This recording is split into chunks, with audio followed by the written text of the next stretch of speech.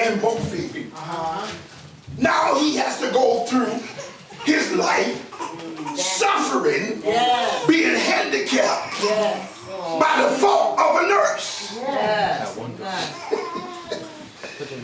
Now, to qualify to retain the title of a nurse, she should have knew better because she's trained, and not everybody that's wearing a white uniform is qualified to be called a nurse. It can be a nurse in training. Right. The Bible said she was a nurse, but yet she dropped it. So you need to understand that you can be dropped and forgot about. So Mephibosheth ended up in Lodabar. Oh yes, sir, Lodabar. Sometimes stuff happened to you, and the one that it happened with forget you. Can I go there? Go there. They brought about the harm to you. They instituted the nightmare for you. What you say?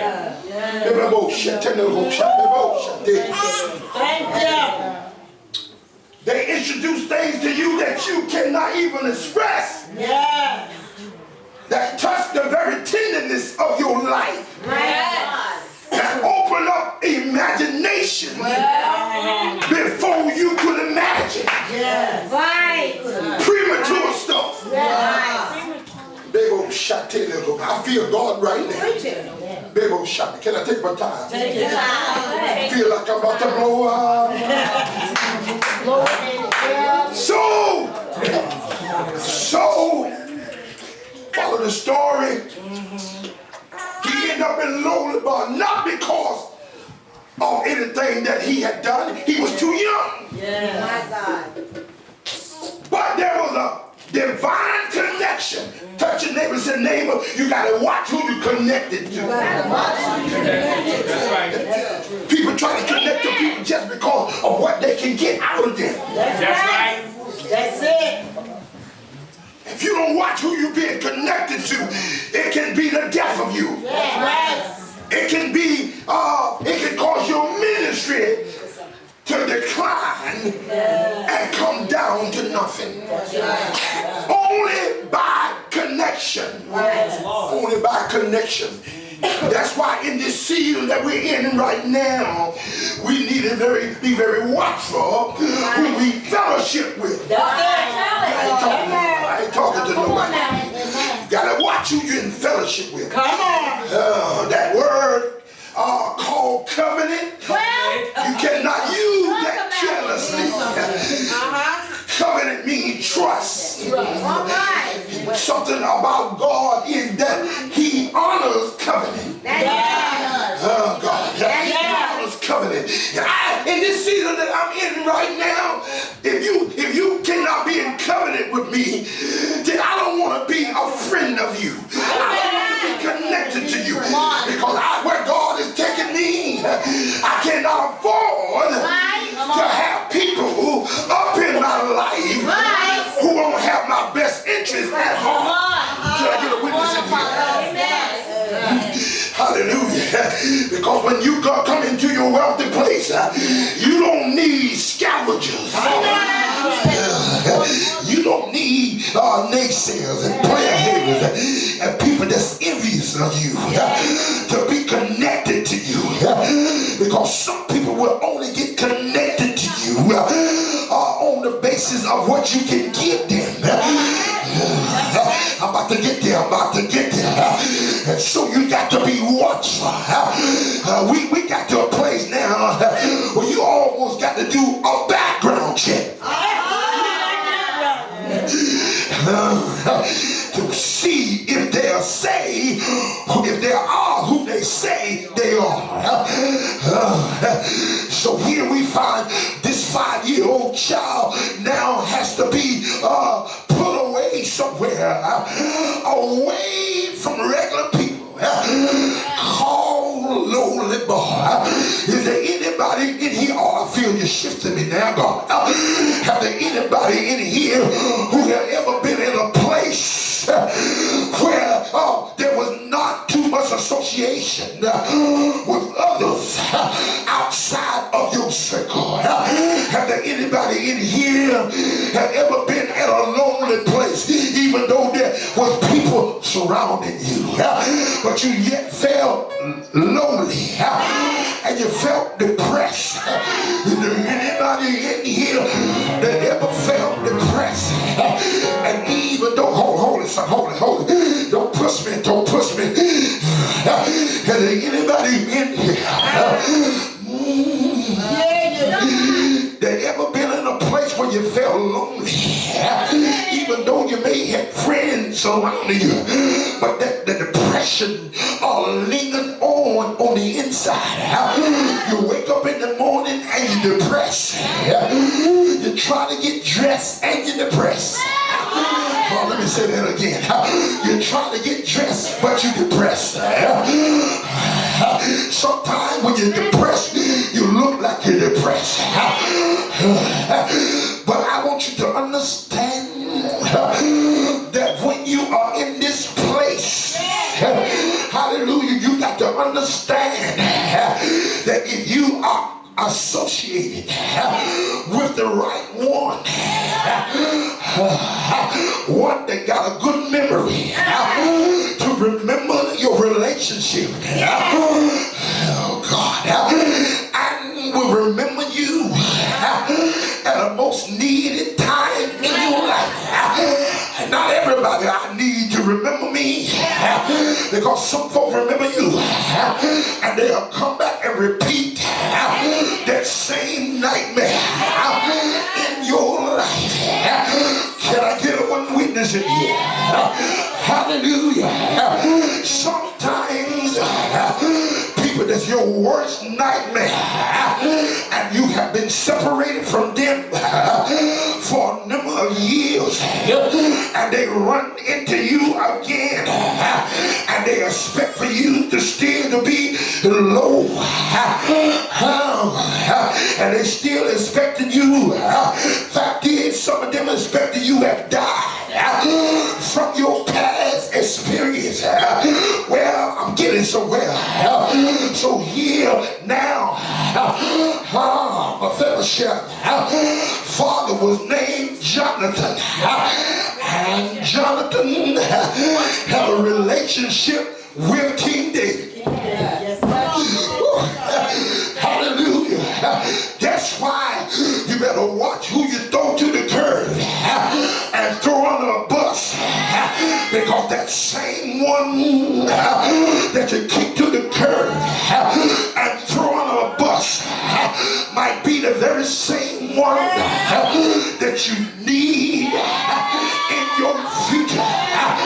Look at your neighbor and tell your neighbor, say, neighbor, point your finger at him, don't be scared.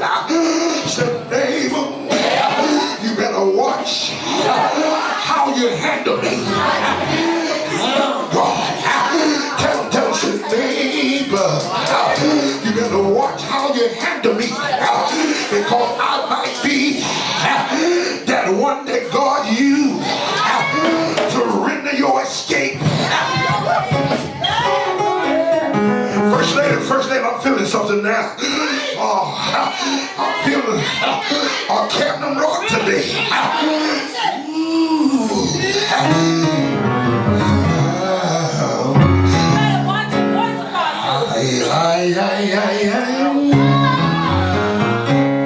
I know he's all right. Listen. So here's the connection. Lady Jackson, I might have to throw it back to you. So here is the connection. The Bible said, hallelujah, that now King David reigned. Oh God, I don't care all the process process that you got to go through to get to the fruition of the promise. If God had promised you a front row seat, then just wait on it. Wait on it. Hallelujah. The Bible sent Samuel down to Jesse's house to anoint himself a king for God. Hallelujah. And David had a lot of brothers that was older than him. Is anybody in here that's a baby in the family? Hallelujah. Tell somebody sitting next to you, say, neighbor, don't write me off because I'm a baby in the family.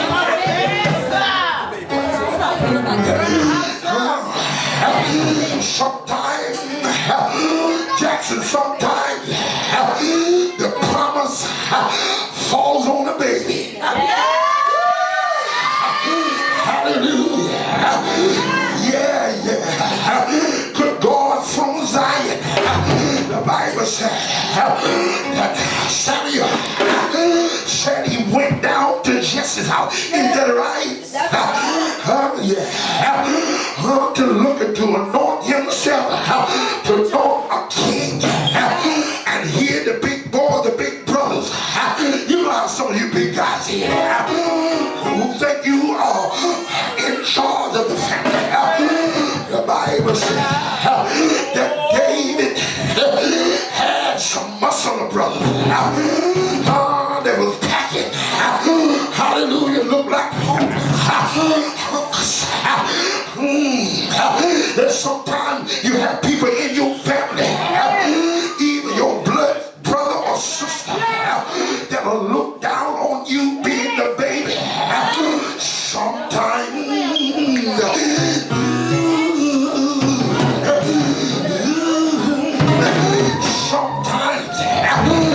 they will look down on you and they say you can't be the next one to take over the family heritage.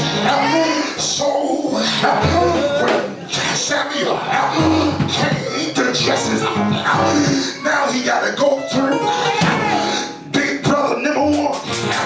Oh God. And Jesse was so proud of his boy that he offered him the first son, and he just knew he was the one. Look at somebody and say, neighbor, you might look the part, but it don't mean you are the part. And Samuel said, that ain't the one.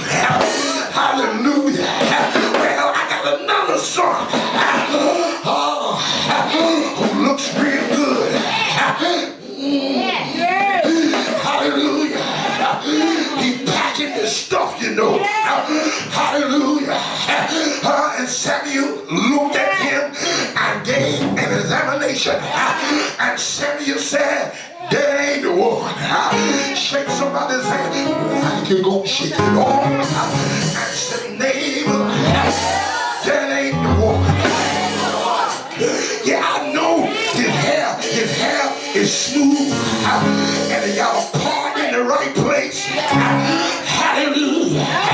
But that ain't the one. And he went through the line of the lineage of Jesse. And you know, see,